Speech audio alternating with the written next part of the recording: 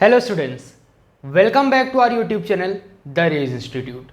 Students, हम क्या पढ़ रहे थे? हम पढ़ रहे थे अपनी क्लास 9th की फिजिक्स का second chapter force and laws of motion. क्या पढ़ रहे थे? हम लोग अपने सेकेंड चैप्टर को कवर कर रहे थे, जिसमें हम लोगों ने अभी तक के सारे थ्योरिकल पार्ट्स को कर लिया है कवर। प्यारे बच्चों, आई होप आपको यह जो चैप्टर के जो भी बेसिक कंसेप्ट थे, जो भी चीज़ें थी, वो आपको अच्छे समझ में आ गई होंगी। आज हम लोग क्या पढ़ने वाले हैं? आज हम लोग पढ़ने वाले हैं एक और नया टॉपिक, जो कि है हमारा फ्रिक्शन। क्या पढ़ने वाले बच्चों? फ्रिक्शन को पढ़ने वाले हैं। अभी तक तो हम लोगों ने इस चैप्टर के जो भी थ्योरिकल पार्ट थे वो कवर कर लिया था, लेकिन अभी एक ये चीज़ बची हुई थी जिसे आज की इस वीडियो में हम लोग क्या करने वाले प्यारे बच्चों? पढ़ने वाले हैं। तो आज हम लोग डिस्कस करेंगे फ्रिक्शन क्या होता है, उसके एडवांटेज क्या है, डिसएडवांटेज क्या है। उसके बाद पूरी तरह से हमारा यह जो चैप्टर है वह ख़त्म हो जाएगा। और जब यह चैप्टर ख़त्म हो जाएगा तो हम कहाँ पहुँच जाएंगे प्यारे बच्चों? हम पहुँच जाएंगे अपने न्यूमेरिकल्स की तरफ। तो फटाफट से आज इसको हम शुरू करते हैं। क्या है फ्रिक्शन? क्योंकि इसको थोड़ा सा जानना ज़रूरी है, इंपॉर्टेंट टॉपिक है। तो इसको डिस्कस करते हैं और उसके बाद अपनी कहानी को यहीं पे ख़त्म करके न्यूमेरिकल्स पर हम लोग आगे बढ़ेंगे। तो चलिए, तो क्या है प्यारे बच्चों फ्रिक्शन? क्या आपको सबसे पहले तो एक डेफिनेशन जो आपको एग्जामिनेशन के पर्पज से लिखी गई है, जिसको आप लिख सकते हो। क्या है? It is the force that resist motion when the surface of one object comes in contact with the surface of other. Okay, क्या बताया जा रहा है? सिंपल सा बताया जा रहा है कि फ्रिक्शन क्या होता है। फ्रिक्शन एक तरीके का फोर्स होता है, ठीक है। फ्रिक्शन भी क्या होता है? एक तरीके का फोर्स होता है। और जब एक ऑब्जेक्ट किसी दूसरे ऑब्जेक्ट के कांटेक्ट में आता है, तब यह फोर्स क्या हो जाता है? अप्लाइड हो जाता है। तब यह फोर्स क्या हो जाता है? अप्लाइड हो जाता है। सिंपल सा यह बताया गया है फ्रिक्शन क्या है। बच्चों, अभी तक हम लोगों ने जितने भी बातें पढ़ी हैं, जितने भी एग्जाम्पल्स लिए हैं, कहीं पर भी हम लोगों ने फ्रिक्शन का जिक्र नहीं किया था। हिंदी में इसको बोलते हैं घर्षण बल, ठीक है। क्या बोलते हैं इसको? घर्षण बल बोलते हैं। तो अभी तक हम लोगों ने जो भी चीज़ें पढ़ी हैं, उन सारी चीज़ों में कहीं पर भी हमने फ्रिक्शन का जिक्र नहीं किया था जिक्र, ठीक है। इसीलिए आज जिक्र कर रहे हैं। तो चलिए समझते हैं। तो कैसा है फ्रिक्शन? Is the force. क्या है? एक तरीके का, पहली चीज़ तो ये क्या है? फोर्स है जो रेजिस्ट करता है किसको? मोशन को, ठीक है। When the surface of one object comes in contact with other object. तो ये क्या है? आपका एक तरीके का फोर्स है जो कभी क्या करता है? एक ऑब्जेक्ट पर अप्लाई करता है, ठीक। दूसरी चीज़, मोशन के अपोजिट डायरेक्शन में, यानी अगर मोशन इस डायरेक्शन में हो रहा है, ठीक है, अगर मोशन का डायरेक्शन ये है, तो आपका फ्रिक्शन फोर्स इस डायरेक्शन में लगेगा, ठीक। जिससे क्या होती है? रेजिस्टेंस होती है, रेजिस्टिविटी आती है, और आपका फ्रिक्शन फोर्स अप्लाइड हो जाता है। यानी ये क्या करता है? सिंपली फ्रिक्शन फोर्स हमें मोशन करने से रोकता है। फ्रिक्शन फोर्स हमारे मोशन को रोकता है। क्या करता है? फ्रिक्शन फोर्स हमारे मोशन को रेजिस्ट करता है, बाधा लाता है उसमें, उसको रोकने का काम करता है। आगे क्या लिखा है? Contact force. तो ठीक है, तो आपका जो फ्रिक्शन फोर्स है ये क्या है? कॉन्टैक्ट फोर्स है। कैसे? अगर आपका कोई भी ऑब्जेक्ट किसी दूसरे सरफेस के कांटेक्ट में नहीं आएगा, तो आपका फ्रिक्शन फोर्स अप्लाइड नहीं होगा। क्या बताया मैंने? अगर देखिए, फ्रिक्शन फोर्स के लगने के रीजंस हैं कि आपके दो ऑब्जेक्ट को कांटेक्ट में आना पड़ेगा। दो ऑब्जेक्ट को क्या करना पड़ेगा? कांटेक्ट में आना पड़ेगा। अगर दो ऑब्जेक्ट कांटेक्ट में नहीं आ रहे हैं, तो आपका फ्रिक्शन फोर्स अप्लाई नहीं होगा। फ्रिक्शन फोर्स अप्लाई नहीं होगा। तो सिंपल सा ये क्या बताया गया? ये क्या होता है? एक फोर्स होता है जो हमारे मोशन को रेजिस्ट करता है, और जब तक एक ऑब्जेक्ट दूसरे ऑब्जेक्ट के कांटेक्ट में नहीं आता है, तब तक फ्रिक्शन फोर्स नहीं लगता है, ठीक है। जब दोनों ऑब्जेक्ट कांटेक्ट में आ जाते हैं, तो हमारा जो फ्रिक्शन फोर्स है वो अप्लाइड हो जाता है, ठीक है। इसका एक बेसिक एग्जांपल, सिंपल सी डेफिनेशन से तो आप बात समझ गए होंगे कि क्या है। एक तरह का फोर्स है जो हमारे मोशन को रेजिस्ट करता है, सिंपल फ्रिक्शन। अब आप लोगों ने एक बात ऑब्जर्व की होगी या नोटिस की होगी, ठीक है। बहुत बेसिक एग्जांपल मैं लेने जा रहा हूँ। आपने कभी देखा होगा, आप मैच खेलने गए हो, क्रिकेट खेलने गए हो। क्या करने गए हो? क्रिकेट खेलने गए हो।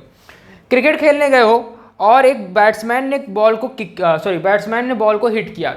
अब आप उस बॉल को नहीं रोक पाए, बॉल आगे जा रही है, आप उसके पीछे जा रहे हो, बॉल आगे जा रही है, आप पीछे जा रहे हो, कुछ टाइम बाद बॉल खुद ब खुद रुक जाती है, बॉल खुद ब खुद रुक जाती है। क्यों रुक जाती है भाई, क्यों रुक जाती है? उसको तो चलते रहना चाहिए था, क्यों रुक जाती है? फ्रिक्शन की वजह से। किसकी वजह से रुक जाती है? फ्रिक्शन की वजह से। तो यहाँ से मैं आपको क्या बताना चाहता हूँ, तो हमने तो बात पढ़ ली फ्रिक्शन होता क्या है। फ्रिक्शन एक तरीके का फोर्स है जो हमारे मोशन को रेजिस्ट करता है, और ये एक तरीके का कॉन्टैक्ट फोर्स है। जब तक एक ऑब्जेक्ट दूसरे ऑब्जेक्ट के कॉन्टैक्ट में नहीं आएगा तब तक ये फोर्स नहीं लगेगा। ये चीज़ हमने पढ़ लिया।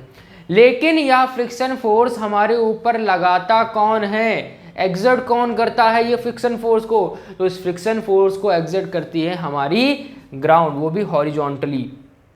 ठीक है, क्या करती है? हमारी ग्राउंड हमारे ऊपर फ्रिक्शन फोर्स अप्लाई करती है, वो भी हॉरिजॉन्टल। ठीक है, हॉरिजॉन्टल हम लोग चलते हैं तो हमारे ऊपर फ्रिक्शन फोर्स अप्लाई होता है। ठीक है, क्या होता है? फ्रिक्शन फोर्स अप्लाई होता है। आई होप यहाँ तक बात आपको समझ में आ गई होगी प्यारे बच्चों। तो सिंपल सी बात थी, क्या है फिर से समझ लीजिए। फ्रिक्शन क्या है? एक तरीके का फोर्स है जो हमारे मोशन को रेजिस्ट करता है, और ये एक कांटेक्ट फोर्स है। जब तक एक ऑब्जेक्ट दूसरे ऑब्जेक्ट के कांटेक्ट में नहीं आएगा तब तक आपका जो फ्रिक्शन फोर्स है वो अप्लाई नहीं होगा। सिंपल सी बात है। तो अब यहाँ पे ये बात हो गई, सर आपने ये बता दिया कौन फ्रिक्शन लगाता है, हाँ ग्राउंड लगाती है। एक चीज़ ये बताइए कि ये फ्रिक्शन लगता ही क्यों है, किन रीजंस की वजह से फ्रिक्शन लगता है। ठीक है, तो अब इसकी बात करते हैं। बच्चों आप लोगों के घर पे जो ग्राउंड लेवल है, ठीक है, आपके घर का जो ग्राउंड है, ठीक है, फ्लोर है, उस फ्लोर पर आप ऐसे हाथ लगाइए।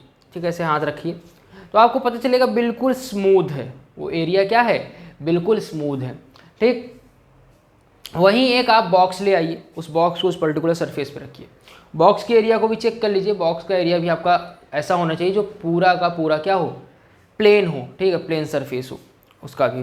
ठीक है, बिल्कुल भी उसमें अनइवनेस ना हो। ठीक है,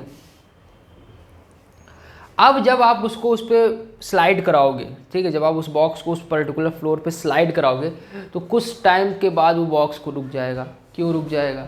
तो बच्चों होता क्या है, ये फ्रिक्शन आता कैसे है? तो इस फ्रिक्शन के आने के पीछे का रीज़न है, इस फ्रिक्शन के आने का सिंपल सा रीज़न है कि हमें देखने में तो नहीं पता चलता है कि हमारे फ्लोर में जो पर्टिकुलर अनइवनेंस है कि नहीं। ठीक है, क्या है आपका जो कह सकते हो कि, ठीक है, क्या है? अनइवननेस है कि नहीं। ठीक है, अनइवननेस है कि नहीं। तो अनइवननेस अगर नहीं है तो हम जाहिर सी बात है वो ऑब्जेक्ट स्लिप कर जाएगा। ठीक है, लेकिन अगर अनइवननेस है, ठीक है, अनइवननेस है तो क्या हो जाएगा, आपका जो ऑब्जेक्ट है वो फ्रिक्शन करने लगेगा। ठीक है, ठीक है, फ्रिक्शन कर। तो आप जब उस पर्टिकुलर, आपने देखा कि अर्थ क्या है, बिल्कुल सपाट है। ठीक है, आपने जो ऑब्जेक्ट रखा वो भी बिल्कुल सपाट है। तो जब आप उसको देख रहे हो, ठीक है, जब आपने उसको देखा तो आपने एक चीज़ ऑब्जर्व की होगी, बिल्कुल चिकना है। लेकिन जब आप उसको टेलीस्कोप से देखोगे, ठीक, टेलीस्कोपिक व्यू उसका लोगे तो आपको पता चलेगा कि इतना, जैसा हम समझ रहे हैं कि बिल्कुल प्लेन है, वैसा वो प्लेन नहीं होता, उसमें अनइवननेस होती है। ठीक है, अनइवननेस होती है। क्यों? तभी जा करके वो क्या होता है, रेजिस्टेंस आता है। यानी आपका अर्थ जो आपको एकदम बिल्कुल फ्लैट दिख रही है उसमें भी कुछ ना कुछ ऊबड़ खाबड़ होगा। ठीक है, और आपने जो ऑब्जेक्ट रखा है वो भी कहीं ना कहीं कुछ ना कुछ ऊबड़ खाबड़ होगा, जिससे क्या होता है, जब वो एक दूसरे के संपर्क में आते हैं, जब वो क्या होते हैं, एक दूसरे के संपर्क में आते हैं, तो वहीं पर फ्रिक्शन शुरू हो जाता है। वहीं पर फ्रिक्शन क्या हो जाता है, शुरू हो जाता है। आई बात समझे? मतलब ये आपने ये जो पर्टिकुलर फ्लोर है, इस फ्लोर के ऊपर आपने एक बॉक्स रखा। क्या है? ये आपका बॉक्स है और ये आपका फ्लोर है। अभी तो देखने में बिल्कुल ये क्या दिख रहे हैं, प्लेन दिख रहे हैं। लेकिन जब इसका आप टेलीस्कोपिक व्यू लोगे, जब आप इसका टेलीस्कोपिक व्यू लोगे तो इसका जो पर्टिकुलर स्ट्रक्चर आपको दिखेगा वो अनइवन दिखेगा, ऐसा। ठीक है, चाहे आप इस बॉक्स का ले लो, चाहे इस अर्थ का ले लो। तो क्या होता है, जब ये इस तरीके का स्ट्रक्चर है इसका और इस तरीके का स्ट्रक्चर है इसका, तो ये दोनों आपस में क्या करेंगे, रफ होंगे। जब ये दोनों आपस में रफ होंगे तो क्या हो जाएगा, फ्रिक्शन फोर्स अप्लाई हो जाएगा। क्या हो जाएगा, फ्रिक्शन फोर्स अप्लाई हो जाएगा। तो इतनी बात आई होप बच्चों आपको समझ में आ गई होगी कि फ्रिक्शन क्या होता है। फ्रिक्शन एक तरीके का फोर्स है जो हमारे मोशन को रेजिस्ट करता है। ये एक तरीके का कॉन्टैक्ट फोर्स है जो क्या करता है, जब कोई ऑब्जेक्ट दूसरे ऑब्जेक्ट के कॉन्टैक्ट में आता है तभी लगता है। तीसरी चीज़ पढ़ी, ये पर्टिकुलर फ्रिक्शन कौन हमारे ऊपर एग्जर्ट करता है, तो ये पर्टिकुलर फ्रिक्शन हमारे ऊपर अर्थ एग्जर्ट करती है। ठीक, इसके बाद हमने देखा कि ये फ्रिक्शन फोर्स आ कैसे रहा है, प्रोड्यूस कैसे हो रहा है। तो हमने बात की कि आप सोचते हो कि हर चीज़ क्या है, प्लेन है, लेकिन ऐसा होता नहीं, उसमें हल्का सा अनइवन फॉर्म होता है, और उसी अनइवन फॉर्म की वजह से क्या होता है, फ्रिक्शन प्रोड्यूस होता है। वो एक अनइवन फॉर्म होता है जिससे क्या होता है, फ्रिक्शन प्रोड्यूस होता है। यहाँ तक बात समझ में आई? चलिए, आई होप यहाँ तक बात सबको समझ में आ गई होगी। तो अब इस फ्रिक्शन के कुछ एडवांटेजेस भी हैं और कुछ डिसएडवांटेजेस भी हैं। आपको यहाँ पे देखना है कि फ्रिक्शन हमारे लिए कितना अच्छा है और कितना खराब है। देखिए, फ्रिक्शन तो बहुत अच्छा है हमारे लिए, क्योंकि अगर फ्रिक्शन नहीं होगा तो हम चल नहीं पाएंगे, अगर फ्रिक्शन नहीं होगा हम चल नहीं पाएंगे। ठीक है, आपने कभी देखा होगा कि हमारे जूते के जो सोल होते हैं, हमारे जूते के जो सोल होते हैं, उनके सोलों को देखोगे तो अब अनइवन डिजाइन होता है। चाहे तो उसको एकदम बिल्कुल प्लेन बना सकते थे, लेकिन अनइवन डिजाइन क्यों होता है, ताकि हम चल पाएँ। क्या कर पाएँ, हम चल पाएँ। अगर वो फ्रिक्शन प्रेजेंस नहीं होगी हमारे आसपास, अगर फ्रिक्शन फोर्स नहीं आएगा तो हम चल नहीं पाएंगे। जैसे कि आप इसका एग्जांपल ले सकते हो, स्लाइडर। ठीक है, आप स्लाइड करते हो, आप जब स्लाइड करते हो तो आप जो पर्टिकुलर व्हील का यूज़ करते हो स्लाइड करने में पहन करके, तो वो व्हील बिल्कुल सपाट होती है, उसमें किसी भी तरीके का आप देखोगे तो कोई भी अनइवन फॉर्मेशन नहीं होता। तो वो क्या होती है, इजिली स्लाइड होती चली जाती है। ठीक है, इजिली क्या होती है, स्लाइड होती चली जाती है, वो रुकती नहीं, उसको रोकना पड़ता है। ठीक है, उसी तरीके से अगर आपका सब चप्पल, आपका जो है, आपका जो शूज़ है, उसका अगर जो पर्टिकुलर सोल है उसको अगर सपाट कर दिया जाए तो आप स्लिप होते जाओगे, आप चल नहीं पाओगे। तो इसीलिए चलने के लिए हमारा फ्रिक्शन जरूरी है, और उसके लिए आपके सोल का अनइवन डिज़ाइन होना जरूरी है।